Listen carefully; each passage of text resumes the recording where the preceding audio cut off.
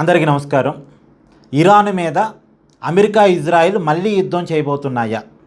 Iran మీద America దాడికి సిద్ధమైందా? ఈ అనుమానాలు, ఈ ప్రశ్నలకి కారణం ట్రంప్ నిన్న ఇచ్చిన స్టేట్మెంట్. నేను ఆ స్టేట్మెంట్ మీరంతా చూసే ఉంటారు.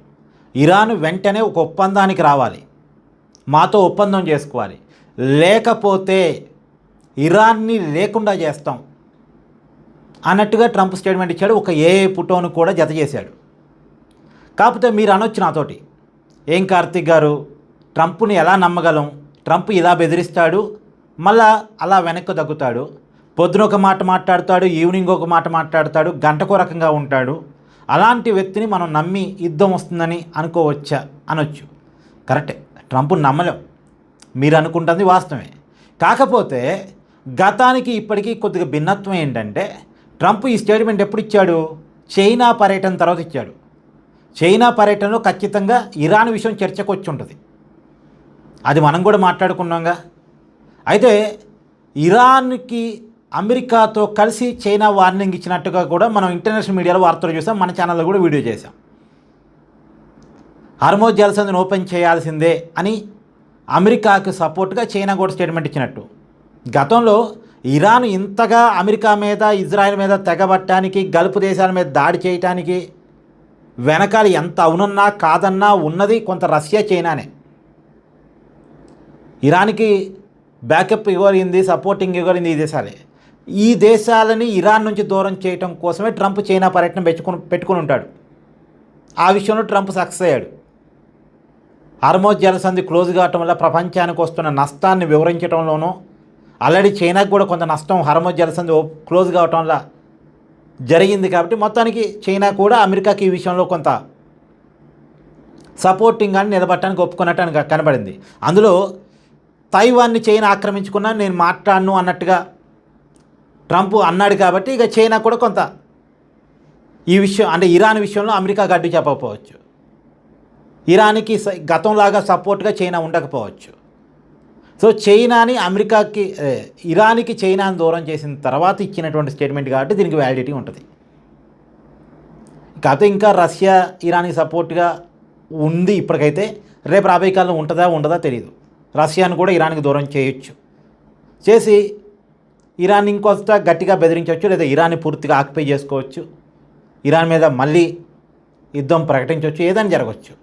అందులోనూ చైనా నుంచి వచ్చిన తర్వాత ట్రంప్ ఇజ్రాయెల్ ప్రెసిడెంట్ నెతన్యాహుతో మాట్లాడాడు.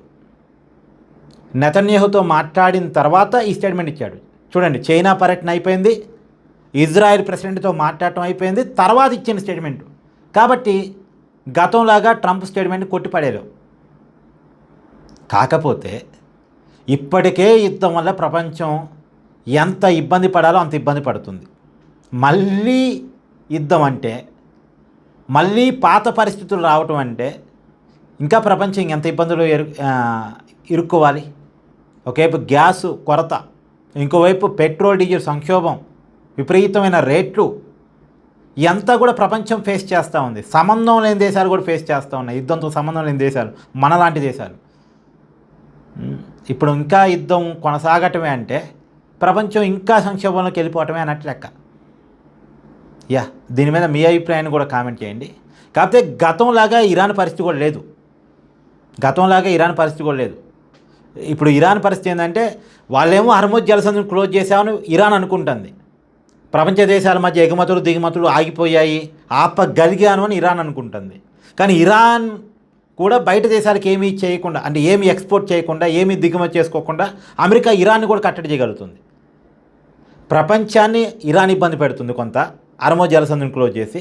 ఇరాన్ని అమెరికా ఇబ్బంది పెడుతుంది, ఎందుకంటే ఆ హార్మోజ్ జలసంధి చుట్టుపక్కల మొత్తం అమెరికా సైన్యాలు మోహరించేసి ఇరాన్లోకి ఏమీ పోకుండా, ఇరాన్ నుంచి బయటికి ఏమీ పోకుండా చూస్తున్నాయి. దానివల్ల ఇరాన్లో పెద్ద ఎత్తున చమురు దొరికింది. ఆ చమురుని తోడుతున్నారు, పారబోస్తున్నారు. పారబోయటానికి తోడటం ఎందుకని మీరు అనొచ్చు. తోడకపోతే బావులు ఎండిపోతే మళ్ళీ రిపేర్ చేసి చమురు తీయాలంటే చాలా కష్టం. మరి చమురు తీసిన తర్వాత అమ్ముకోవటానికి అవకాశం లేకుండా పోయింది. అమెరికా మొత్తం ఇరాన్ని చుట్టూ మోహరించేసింది, ఇరాన్ నుంచి ఎవరూ ఏమీ కొనకుండా చేస్తుంది.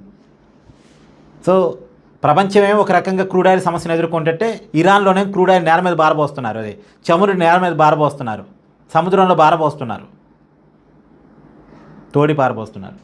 కాబట్టి ఇరాన్ గతంలాగా కూడా లేదు, బట్ వాళ్ళు మొండిగా పోరాటం చేస్తున్నారు. కాకపోతే మరి యుద్ధం అంటూ మళ్ళీ రీస్టార్ట్ అయితే రాబోయే పరిణామాలు ఎలా ఉంటాయి, మీ అభిప్రాయాన్ని కూడా కామెంట్ చేయండి. Thank you.